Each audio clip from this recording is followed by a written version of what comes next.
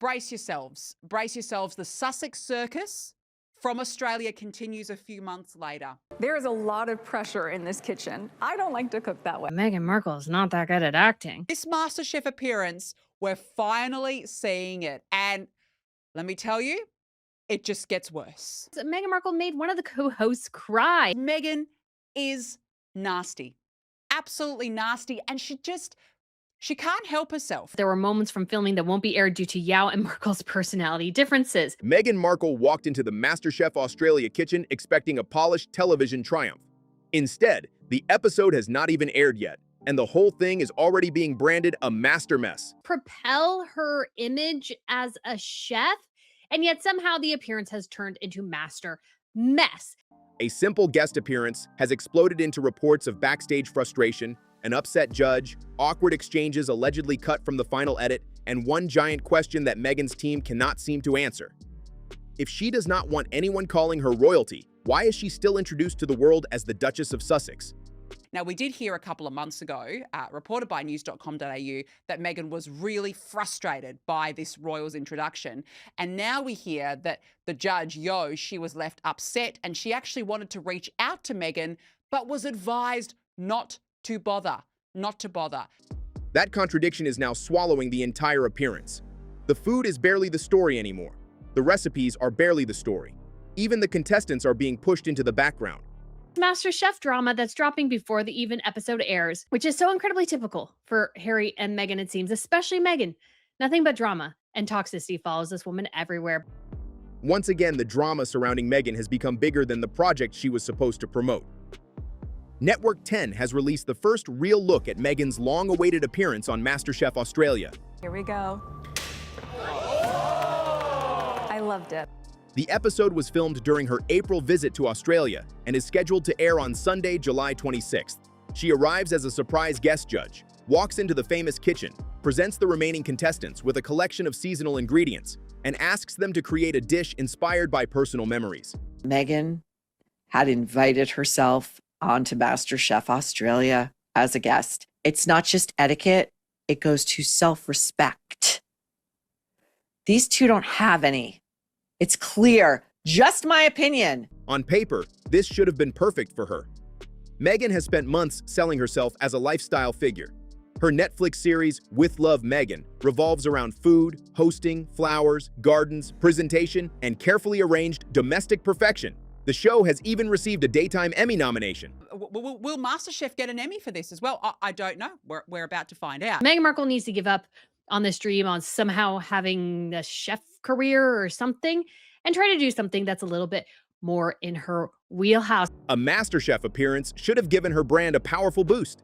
But before viewers have even seen the full episode, the rollout has been hit by a bizarre royal argument. They have deliberately positioned the camera beneath Meghan, below, so that we, the viewers, are looking up at her as if in awe. But knowing the Australians, I'm going to guess that this is a troll. This is a troll. The newly released clips are also being ripped apart online, with critics calling Meghan's delivery forced, overly polished, and painfully rehearsed. Food and cooking to me is really a love language. I think it's such a great way to connect. It's something that can feel sentimental and meaningful, and it's how I show my nurturing and love for my friends, family, and my kids. In one clip, Meghan tells the contestants that food and cooking are a love language. She says cooking is a way to connect with people and show nurturing and love to her family, friends, and children. It sounds warm. It sounds sentimental. It sounds exactly like the carefully designed message at the center of With Love Meghan.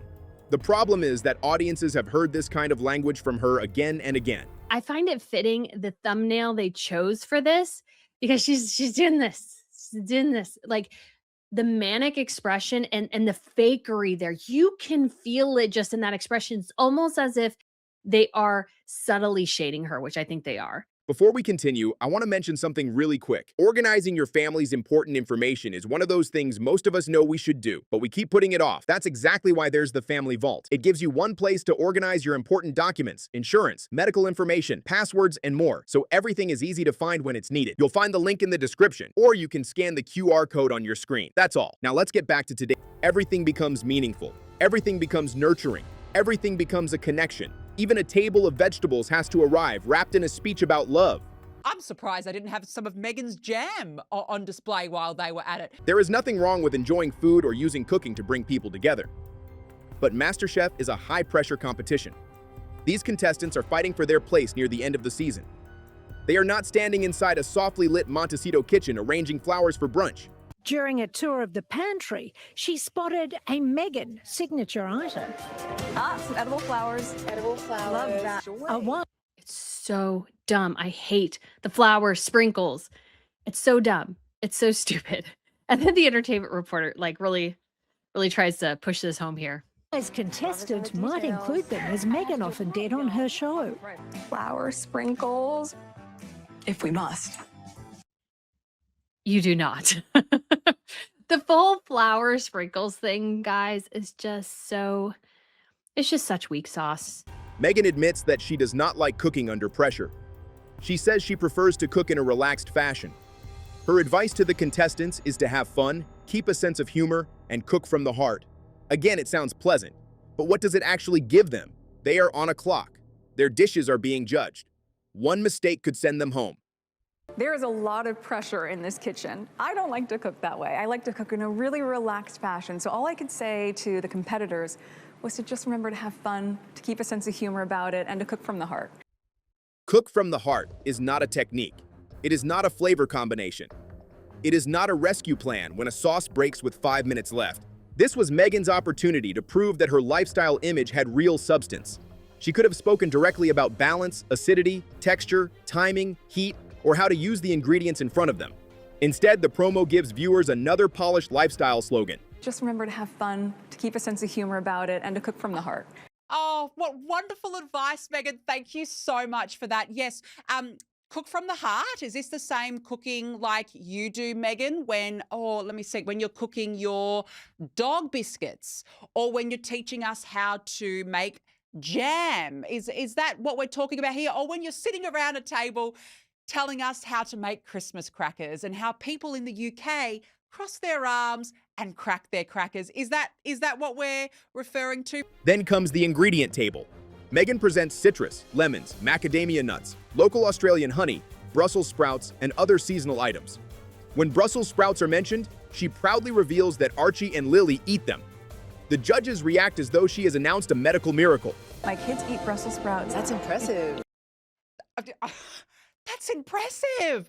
Wow. It is a harmless family comment. But because everything around this appearance is being promoted so heavily, even that tiny remark is now part of the publicity machine.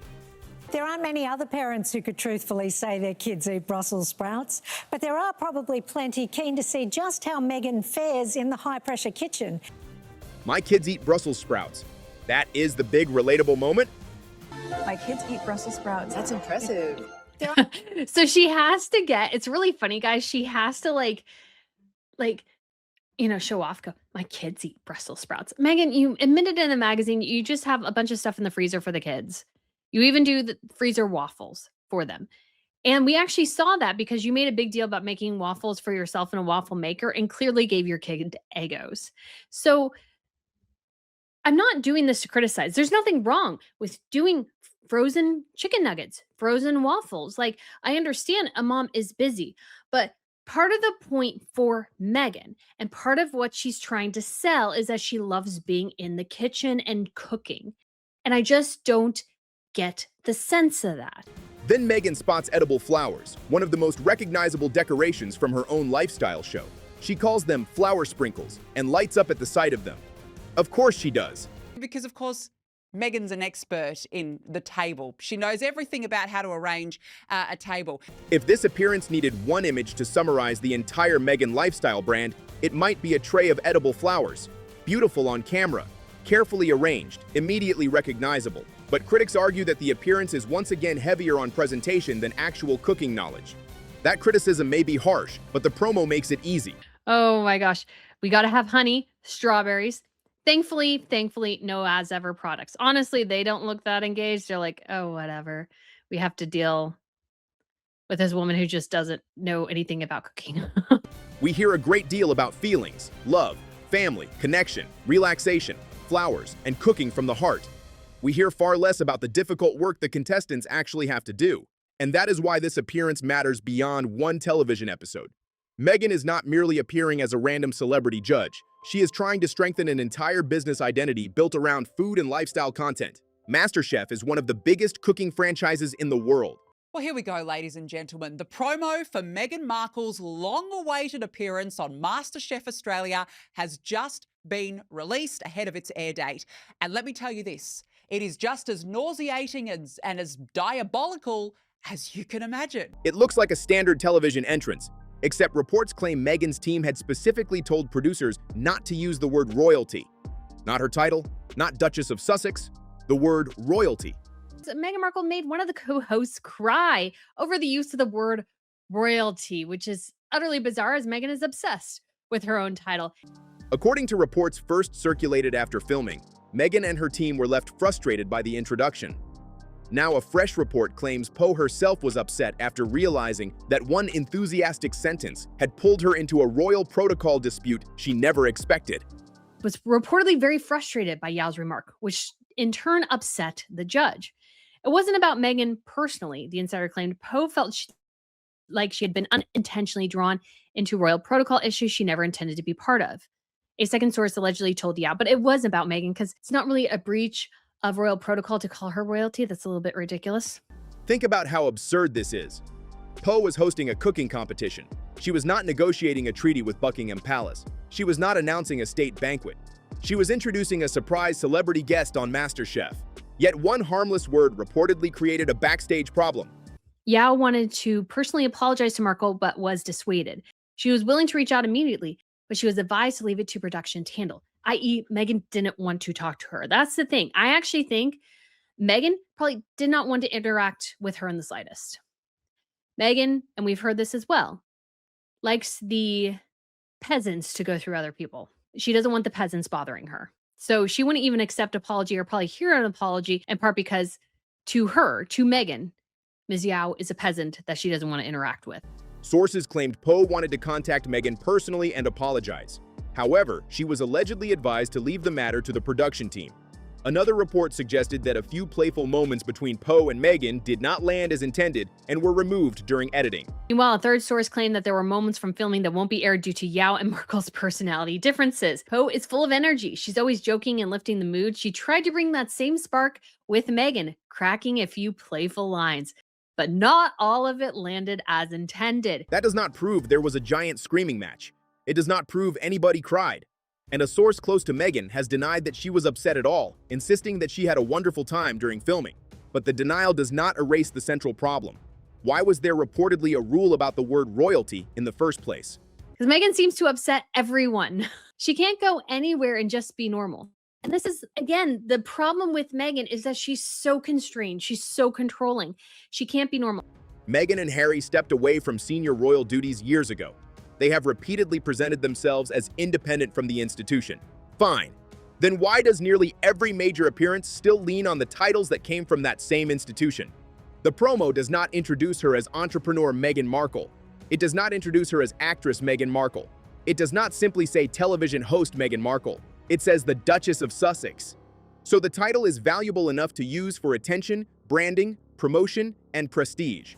Meghan's just not really good at just flowing through life. She has to make everything insanely difficult. This is what we have seen endlessly. Everything about her is a struggle. But the general word describing that status is suddenly unacceptable. That is not a clear identity. That is a PR trap. And Poe appears to have walked straight into it simply by trying to make Meghan's entrance sound exciting. This is exactly why the story is gaining more attention than the cooking. It's again, this thing comes back to an issue of Harry and Meghan not being clear what they're doing, where they're going, what they're standing for. Because they want to be treated like royalty. And then when somebody calls them royalty, just kind of royalty generally, oh, no, you can't do that. You can't do that. But you're demanding we call you by your title. You're going by your titles. You're demanding that we treat you as royalty, but we can't call you royalty. It doesn't work. Because then people do make natural mistakes. Viewers can understand a title. They can understand someone giving up a title. What they struggle to understand is a celebrity wanting the benefits of royal recognition while becoming frustrated when somebody openly describes the appearance as royal. So one of the MasterChef judges on the show, Po Ling Yo, she was reportedly left upset after unintentionally making a mistake by introducing Meghan Markle as royalty. You cannot build the entrance around Duchess of Sussex and then act shocked when the host says royalty. The promotional machine is not treating this like an ordinary cameo either. Network 10 has called it one of the most talked about television appearances in recent memory. You guys are awesome, but if Meghan Markle is the most exciting thing you have on television. News reports emphasize Meghan's Netflix series, her lifestyle credentials, and the Emmy recognition surrounding With Love, Meghan. Every detail is designed to tell the audience that this is not simply a famous woman visiting a kitchen. This is supposed to be the arrival of a serious food and entertainment figure. Do you love it how she just presents herself as like the everyday woman? I'm Meg, like I'm here in Australia, like I'm ready to go. Now, this was shot, of course, in April when the gruesome twosome were in Australia. Remember that shocking tour that they did where Meghan wore all these clothes and then put it online because she wanted to try and make a profit, because it was all about money, wasn't it? A money-making venture for these two. That enormous buildup creates an enormous risk. When a network tells viewers that an appearance is historic, memorable, and exciting, the footage has to deliver more than a famous entrance. It needs a moment people will remember for the right reason. So far, what is the biggest moment? Not a brilliant dish. Not a shocking cooking decision. Not a piece of advice that changes the competition. It is an argument over one word. The judge unintentionally introduced Meghan as royalty during her guest appearance, despite Meghan and her team instructing producers not to use that word. But you call her the Duchess of Sussex. Just go by Meghan. That is a promotional disaster because the controversy is simple enough for everyone to understand. Even viewers who have never watched With Love, Meghan can see the contradiction. Even people who do not follow every royal feud can ask why the Duchess of Sussex would object to being described as royalty. The story requires no complicated background. It hits immediately. And once that question enters the viewer's mind, every polished part of the promo looks different. The grand entrance feels more calculated, the cheers feel louder, the title feels heavier.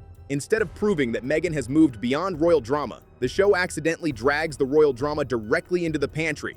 But the awkward introduction is only the beginning. It's not a natural expression. It's one that's like so coiled because she's trying so hard to make a square peg fit a round hole. And this is just, I don't think really Meghan. I don't think she likes this. I don't think she enjoys any part of really being in the kitchen much. And she tries to sell this so incredibly badly, and it's just not working. Standing in that kitchen gives her instant credibility. It places her beside real culinary professionals and talented contestants. It tells viewers that her cooking persona deserves to be taken seriously. But credibility cannot survive on titles and beautiful camera shots alone. And we also have the most cringe and fake promo video ever for Meghan, which proves yet again Meghan doesn't know what she's doing in the kitchen. She's not a chef. She's not engaged in cooking, and she's trying so exceptionally hard that it could not look more forced. The audience has to believe that the passion is real. The advice has to sound useful. The excitement has to feel natural. If viewers can see the performance working too hard, the entire illusion collapses. And many critics already believe that is exactly what has happened. Online reactions to the teasers have described the appearance as awkward and cringy. Some viewers accused Meghan of sounding scripted. Others questioned why a lifestyle host was being treated like a major culinary authority. Comes across as so insanely forced, and it's a fool's errand at this point. As Ever is not doing well. I see so many more ads for it on Instagram at this point. They're bad ads. There's no momentum for this brand whatsoever. And Meghan Markle doesn't know how to sell it. And so I guess her next spot was like, well, let's go on MasterChef, because there's chefs there. I mean, which is great, that makes sense. But at the same time, you need to be able to sell yourself in this arena. And through this promo video, man, Meghan Markle proves again she can't sell this. The episode is not even aired, yet people are already debating whether the appearance is a celebration, a stunt, or a desperate attempt to give her brand fresh momentum. That is a terrible position for any promotional appearance. The goal was to sell Meghan as warm, relatable, and confident in the kitchen. Instead, the public is arguing about royal terminology, alleged editing problems, and whether the whole thing feels fake. Meghan can't be in on the joke. She can't have fun. I don't think Meghan is a fun person. I don't think She's a funny person. She's just one of those people who decreases a mood immediately because she just can't have fun. She can't riff. If Meghan was so kind and relaxed with the contestants, how did the introduction reportedly leave Poe upset? If the atmosphere was so wonderful, why are there claims that certain exchanges were cut? If nobody was frustrated, why did the controversy over the word royalty appear immediately after filming and then return when the promo was released? The moments that didn't work on camera were cut out in editing, which means there were probably a lot of them. That's pretty bad. Somebody is selling the public a cleaned-up version. Perhaps the reports exaggerated an ordinary production misunderstanding. That happens. A single awkward moment can be turned into a giant celebrity feud. But perhaps the final edit has been designed to protect the appearance and remove anything that did not fit the warm, sentimental image Meghan wanted. That is the mystery viewers will now be watching for. They will not only be looking at the food, they will be watching Poe's face. They will be studying Meghan's reactions. They will be searching for sudden cuts, strange transitions, and moments where the energy appears to change. Is Meghan compelling at all in this area? Does she look like she knows what she's talking about? Or is she just doing what she always does, which is talk out of her butt? The controversy has transformed an ordinary guest appearance into an inspection. And that may be the biggest backfire of all. Network 10 wanted viewers to tune in for a glamorous surprise. Now many people will tune in hoping to find evidence of tension. Even the words used in the challenge could attract more scrutiny. Reports say contestants were asked to make a dish fit for a duchess. Once again, the title becomes the centerpiece. This is going to be an absolute disaster. Now, we've been waiting for this moment, haven't we? This MasterChef drop. And judging by those 3 clips that have been posted online, I don't know why anyone would watch. And I guarantee you it's going to be an absolute ratings flop. The episode is not running away from Meghan's royal connection. It is using that connection to build the entire event. So why fight over the word royalty? You cannot market the Duchess and reject the royal association in the same breath. You cannot ask for a dish fit for a Duchess and then treat MasterChef royalty like a dangerous violation. Either the title is part of the show or it is not. I just don't think Meghan Markle has that ability to riff on herself. This confusion follows Meghan into nearly every new project. She wants to be seen as independent, but her royal identity remains the fastest way to create attention. She wants to look casual and relatable, but the entrance is staged like the arrival of a head of state. She wants viewers to focus on food, but the title becomes the headline. The result is not a clean reinvention. It is 2 brands fighting each other on camera. And of course, she has her children. She attempts to bring them into things going, well, they like Brussels sprouts. And it's like, Meghan, you admitted you get stuff out of the freezer all the time. I doubt you're really cooking Brussels sprouts for them all that often. I imagine, as you say most of the time and have admitted quite a bit, is that you like to get takeout and plate it beautifully. One brand says Meghan is simply a California mother who loves cooking, local produce, family traditions, and flower sprinkles. The other brand says she is the Duchess of Sussex, an internationally famous royal figure whose entrance requires special language and careful handling. The public can see both versions, and they do not fit together easily. That is why the MasterChef episode is already becoming a much larger test for Meghan. If the ratings are strong, her team can say the controversy created interest. It's how I show my nurturing and love for my friends, family, and my kids. Oh, Meghan. Is that what you tell Harry? Is that what you say to Harry? You know, in between your conversations about how bad your finances are. That's my love language, Harry. Before we continue, one quick thing. One thing I've realized is that most families don't have their important information organized in one place. That's exactly why I recommend the Family Vault, a simple printable and fillable organizer where you can keep everything from important documents and insurance to medical information, passwords. You'll find the link in the description, or you can simply scan the QR code on your screen. Now let's get back to today's story. If the appearance is warmly received, they can point to the contestants' praise and dismiss the backlash as predictable online hostility. But if the episode feels flat, heavily edited, or painfully controlled, the criticism will become brutal. Because this was supposed to be safe territory. No palace, no royal interview, no family accusation, no courtroom, just cooking. Now, meanwhile, you know, Meghan can talk about how lovey-dovey she is and her love language is cooking and that's how she does it for her family and friends. But there's trouble in paradise. Meghan and Harry could be headed for Splitsville. Is this ball and chain marriage over? Because the briefings from both camps are completely at odds right now, and reports suggest that the marriage of Mr. and Mrs. Spare has indeed broken down. Yet even inside a kitchen, the same questions appeared. Control, titles, image management, conflicting reports, and an upset person left behind after Meghan's arrival. How does that keep happening? And the timing could not be more uncomfortable. And unfortunately, we were never going to be your backup option from the moment that you went on Netflix and suggested that those of us who voted for Brexit, remember that's over 52% of the population, were in some way racist. We were also never going to accept the way that you tried to bring down the British royal family. So what's so interesting for me is that it's like, oh shit, there's no plan B. The plan B is the UK. Meghan's possible future in Britain is also under renewed discussion after Harry's recent trip and fresh speculation about the couple rebuilding connections in the United Kingdom. But British public opinion remains a massive obstacle. YouGov's royal favorability tracking has repeatedly shown Meghan near the bottom of the royal popularity rankings. He was more than happy to slam the British people, to decry us as racist, to suggest that we were backward, to claim that we hated his wife. He was more than happy to do that when he believed Pete Donaghy was never going to need to come back.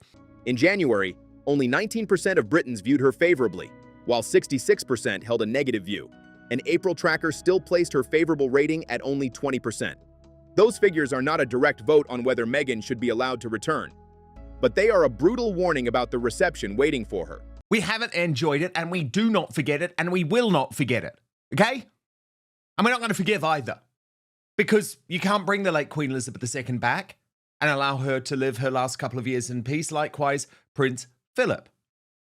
However, there is a wider plan at play, and that is still to unveil. Archie and Lily on UK soil during the Invictus Games next year. A polished MasterChef appearance may help her look warmer and more relatable in Australia and America. It does not erase years of hostility in Britain.